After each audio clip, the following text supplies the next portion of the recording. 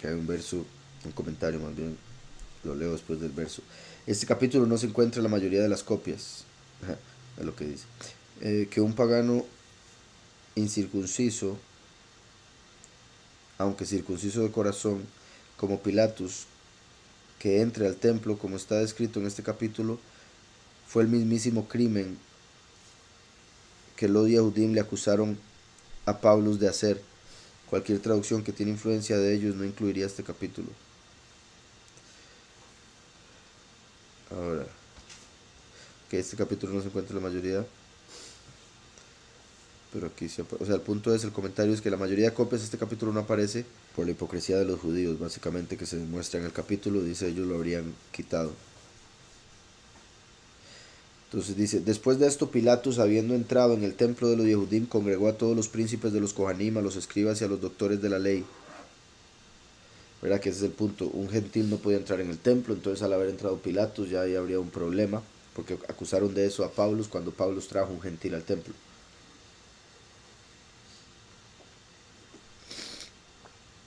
Después de esto, Pilatus, habiendo entrado en el templo de los Yehudim, congregó a todos los príncipes de los Kohanim, a los escribas y a los doctores de la ley, y profundizó con ellos. Ah, no, híjole. Y penetró con ellos en el lugar apartado. Ah, pensé que era el Purísimo. Pero entró con ellos en el lugar apartado y ordenó que se cerrasen todas las puertas y les dijo: he sabido que poseéis en este templo una gran colección de pergaminos y os mando que no nos los mostréis. Otra traducción dice: pido que nos los mostréis. Y cuando 4 de los ministros del templo hubieron aportado aquellos pergaminos adornados con oro y con piedras preciosas, Pilatos dijo a todos: os conjuro por el poderoso de vuestros padres, que ha hecho y ordenado que este templo fuera construido en lugar de su lugar puro, a que no me ocultéis la verdad. Todos vosotros sabéis todas las cosas que están escritas en estos pergaminos. Pues ahora manifestadme si encontráis en las escrituras que este Yahushua, a quien habéis colgado, es el Hijo del Poderoso, que debía de venir para la salvación del género humano, y explicadme cuál año de los tiempos él debía venir. Declaradme si vosotros le colgasteis en ignorancia o sabiéndolo.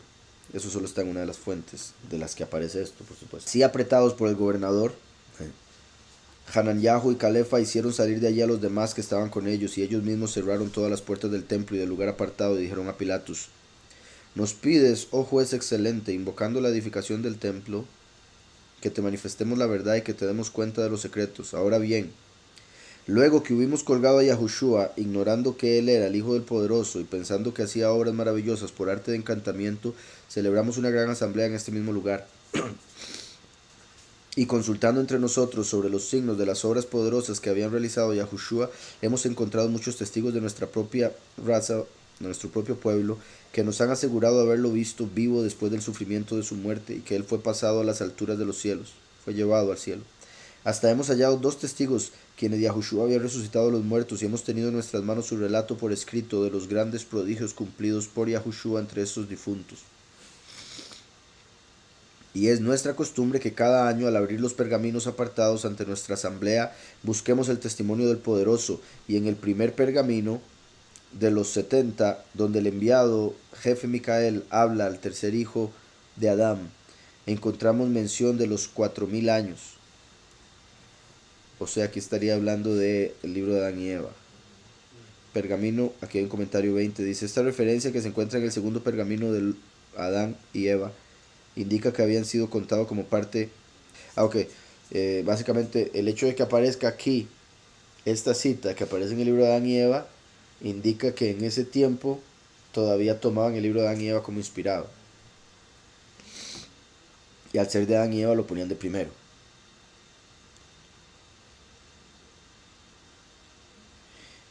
Ahora, por otro lado también, ¿verdad? Aquí dice 4, la mayoría, ¿verdad? Decía 5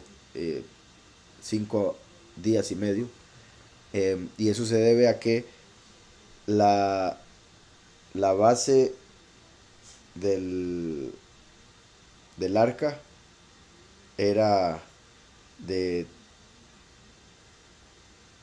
de 2,5, más 1,5 de alto, 1,5 de ancho, la suma de todo eso hace 5,5, y por eso se cree habían puesto 5,5 en la mayoría de los escritos donde aparece 5,5 en vez de 4. Si entendemos como 2,5 más 1,5, eso nos da 4, y ese sería el milenio o el día en el que aparecería, tomando solo 2 de las 3 medidas del arca. En cierta manera la otra medida, o sea, es que es 1,5, es la misma medida de altura y de ancho. Entonces dice aquí, donde el enviado jefe Micael habla al tercer hijo de Adán, encontramos mención de los 4,000 años que debía transcurrir hasta que descendiese al Sheol el hijo más amado del poderoso, aún el ungido. Y aún más consideramos que este mismo era el soberano de Israel, que dijo a Moshe: y tú harás una tapa de cobertura de oro puro de 2,5 codos de largo y de 1,5 codos de ancho. Lo que acaba de decir. Y tú harás una tapa de cobertura de oro, ¿verdad? La tapa del arca, de 2,5 codos de largo y de 1,5 codos de ancho. A ver, aquí se está hablando de solo la tapa, que sería donde se sentaría, por decirlo así, el Todopoderoso, siendo ese el trono. Era de 2,5 porque era el mismo de la base, ¿verdad? Como obviamente para poder taparlo. Y 1,5 de ancho. Como está hablando del propiciatorio, ya no estamos hablando de altura. Entonces es solo el largo y el ancho nos hacen 4 de área. Bueno, en este caso, bueno, no de área, porque el punto sería añadir los 2,5 de largo, le añadimos 1,5 de ancho y tenemos 4, haciendo alusión al cuarto día en el que se manifestaría. Y curioso también, ¿verdad?, cómo se podría formar la cruz, ¿verdad? 2,5 y 1,5.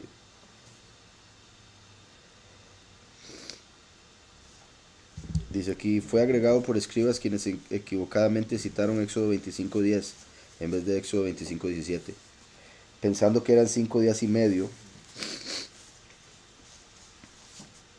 contando la altura, porque estaban mencionando la caja, no la tapa, ¿verdad?, del propiciatorio. Entonces esa es la diferencia. Porque por estos 4 codos hemos comprendido y acertado el simbolismo de la fábrica o de la fabricación de la tapa del propiciatorio para la caja del pacto. Que un comentario dice que la fuente dice viejo pacto. Esto lo corregimos a pacto, aunque en Éxodo no se llama así, podría ser testimonio lo que contenía. Dice simbolismo, que significa que al cabo de 4,000 años Yahushua el ungido, o sea, el propicio, ¿verdad?, como el propiciatorio, debía venir sobre la caja de su cuerpo, o sea, los creyentes. De hecho, el hermano Yeriyahu me envió un estudio bastante interesante del arca, y era vueltos centímetros, 112.5 centímetros de largo. Entonces, como es una caja, ¿verdad?, al ser tridimensional sería 112.5 aquí, 112.5 aquí, 112.5 aquí, 112.5 aquí. Entonces, al sumarlos, ¿verdad?, 112.5 sería 225. Otra vez por 2 sería 450. Después se sacaba lo del ancho, que si no me equivoco era 67.5 centímetros. Otra vez por 4, ¿verdad? Entonces 67 haría 130 y... dije 67.5, sí, 135. Entonces eso otra vez por 2, 270. Entonces se hacía una multiplicación y curiosamente da exactamente 144,000 cuando se usan las medidas del arca. Entonces es como si cupiesen, ¿verdad?, 144,000 personas en el arca, o el arca representase a los 144,000 a los cuales Yahushua vino a cubrir como la caja del propiciatorio. Entonces por eso la tapa del propiciatorio era de 2,5 y 1,5, que hace 4, como en el cuarto milenio o cuarto día vendría Yahushua a cubrir a sus escogidos con su sangre, como también habíamos hablado yo de Ron Wyatt, ¿verdad?, que dijo lo de la sangre que bajó y cubrió el propiciatorio. Traería la cobertura a través de su sangre, ¿verdad?, del propiciatorio. en el cuarto milenio, en el cuarto día. Dice, debía venir sobre la caja de su cuerpo, o sea, los creyentes. Aquí pone un comentario, dice, la tapa de cobertura representando el ungido era oro puro. La caja representando la convocación, su cuerpo era madera cubierta con oro. La cubierta del propicio hacía que la vista desde el trono arriba de los querubín sea de oro puro, y él se reunía y compartía con nosotros desde ahí sobre la caja que contenía el testimonio que él nos dio.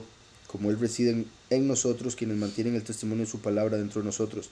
Sin embargo, aunque se comprende que el cuerpo de la convocación espiritualmente, en Salmo 132.8, de donde ellos estaban citando, dice ser apartado, refiriéndose a la caja recipiente de su cuerpo físico también, esta cita de escrituras indocumentada demuestra que este libro es inspirado y que realmente sucedió. Y se estaba refiriendo a la versión de la Septuaginta. Sin embargo, aunque se comprende que el cuerpo de la convocación... Ok, entonces, debía venir sobre la caja de su cuerpo, así que nosotros hemos hallado que conforme al testimonio de nuestras escrituras, Él es el poderoso de Israel y el Hijo del Poderoso, porque después de su sufrimiento nosotros los jefes de los Kohanim, presa de asombro ante las señales que sucedieron a causa de él, hemos abierto estos pergaminos y examinado todas las generaciones hasta la generación de Yahusef y de Miriam, madre de Yahushua, ¿verdad? Porque recuerden que cuando Yahushua nació lo fueron y lo registraron al templo, entonces ahí estaban todos los registros que estarían ellos leyendo ahí. Curiosamente, recuerdan cómo les he hablado que si uno toma el tiempo que dice David en Salmos, que la vida del hombre sería 70, a lo mucho 80, si uno toma ese número, saca un cálculo, habrían 77 generaciones en nuestro tiempo. O sea, estaríamos como en la generación 77, si es que la generación dura de 70 a 80. Pero en Mateo 1, que es donde aparece una de las dos genealogías de Mashiach, que serían las que estarían viendo aquí, que son las genealogías de Yosef. Y Mateo, como escribió de Mashiach como rey, escribe la genealogía. Bueno, en sí Mateo la escribe desde a partir de Abraham, porque se está enfocando en el reino. Libro de la genealogía de Yahushua, hijo de David, hijo de Abraham. Abraham engendró a Isaac, etcétera, etcétera, etcétera. Pero Lucas lo menciona desde Elohim, o sea, desde Adán, ¿verdad? Porque dice la escritura que Adán era hijo de Elohim. Dice Yahushua al comenzar su ministerio era como de 30 años, hijo, según se creía, de Yosef, hijo de Elí, hijo de Matat, hijo de Leví, hijo de Melquí, hijo de Haná, hijo de Yosef, hijo de... etcétera, etcétera, etcétera. Se cuentan 70 nombres ahí. De hecho, 77, perdón. 77 nombres. En el libro de Hanoc se profetizaba que habrían 70 generaciones desde Hanoc hasta que viniese el Redentor. Hanoc es el séptimo de Adán. Entonces, a partir de Hanoc, aquí 70 más llegó Yahushua, cumpliendo la profecía de Hanoc, de que vendría a redimir en la generación 70 después de Hanoc, o sea, la generación 77. Y ahí la generación obviamente se hace mucho más pequeña, no de 70 a 80 como lo dice David, sino como de 50 años cada generación. Muy cerca a los 40 años que se menciona de que estuvo en el desierto para que muriese toda la generación que salió de Egipto. Entonces por eso algunos toman 40 como una generación, otros toman 70 o 80, otros toman 120. Pero aquí vemos que, ¿verdad? Si lo contamos como el papá, o sea, cada uno de los antepasados hasta llegar a Mashiach, si vemos cada uno de esos como una generación distinta, obtenemos en Lucas que Yahushua fue la generación 77 a partir de Adán. Y eso confirma lo que también hemos hablado de cómo el perdón de pecados vendría en la 77. Porque recuerden que Pedro le preguntó, ¿perdonaremos 7 veces? Y Yahushua le dijo, no, te digo que hasta 77 veces hay que perdonar. Lo cual estaba conectado con el momento en que Caín fue maldito por 7 generaciones. Y después Lemec, que mató a Caín y a Tubal Caín, su hijo, o sea, a su tatarabuelo y a su hijo, dijo que él sería culpado por 77 generaciones. Entonces Yahushua trajo el perdón no solo para las 7 generaciones, sino para las 77. En las 77, como lo vemos cuando se cuentan los nombres de la genealogía en Lucas. Entonces, decía por acá, examinando todas las generaciones hasta la generación de Yahusef y de Miriam, madre de Yahushua, y aceptando que ella era de la raza de David,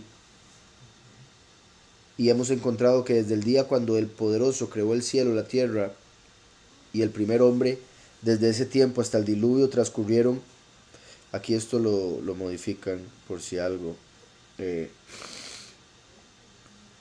me dicen qué tan diferente es en la otra traducción, dice transcurrieron 1656 años, y desde el diluvio hasta la construcción de la torre 340 años, y desde la construcción de la torre hasta la promesa de Abraham, nacimiento de Isaac, 53 años, y desde la promesa de Abraham hasta la liberación de Moshe, 400 años, y desde la liberación de Moshe hasta David, hasta que David fue rey, 436 años, y desde que David fue rey hasta la destrucción del templo y la cautividad de Babel, 473 años, y desde la destrucción del templo y la cautividad de Babel hasta la encarnación de Yahushua el ungido, 610 años. O sea que habría nacido, todo indicaría, cerca del 3969 o 66.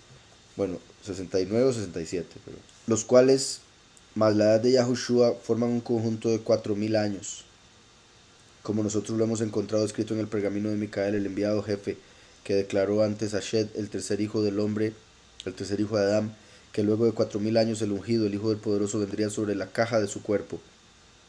Y así resulta que Yahushua, a quien hemos colgado, es el verdadero ungido, el hijo del poderoso. Antes de ahora no hemos contado a ningún hombre por si hubiese una división en nuestras asambleas.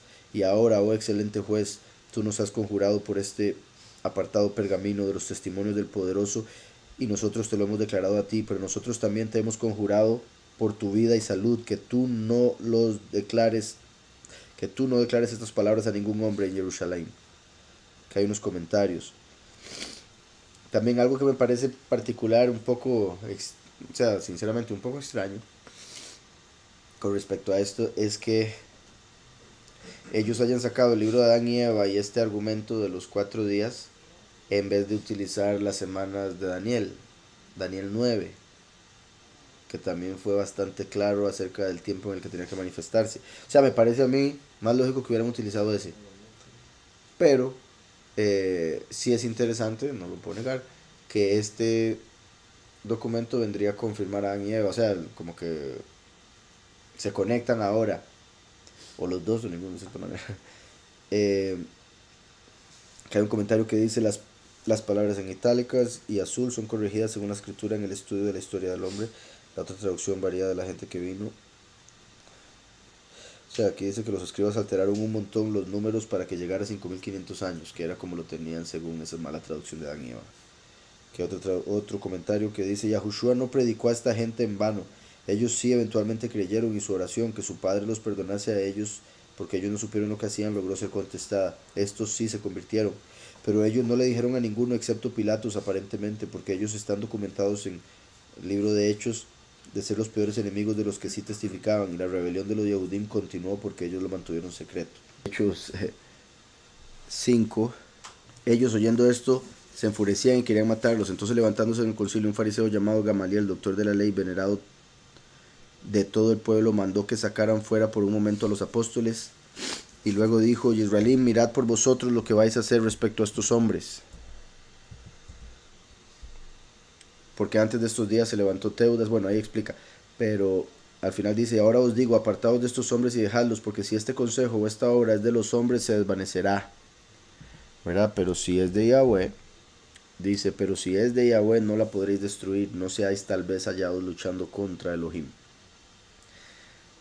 Entonces eso también me parece interesante, porque el libro de Hechos declara claramente aquí que Gamaliel dijo esto, pero aquí vimos que Gamaliel estaba involucrado, ¿verdad? Ahora, no necesariamente lo mencionó aquí al puro final, ¿verdad? Aquí al final no lo mencionó a Gamaliel, solo a Calefa y a Hananiahu, ¿verdad? Porque de ser así, ¿verdad? Si Gamaliel hubiese llegado a saber, ahí debería haber dicho algo tal vez un poco diferente, porque él ya sabría que sí era que estaban peleando contra Yahweh. Pero bueno, leo, ya con esto se cierra, así que tranquilos, pero dice primera carta a Pilatus, primera carta de Pilatus a Tiberio. Dice, la siguiente carta o reporte de Pilatus está insertado en griego a los tardíos actos de Kev y Paulus. Y el pseudo Marcellus, sufrimiento de Kev y Paulus. Por lo tanto, nosotros lo tenemos en griego y en latín, y el griego lo usamos aquí como la fuente de la versión.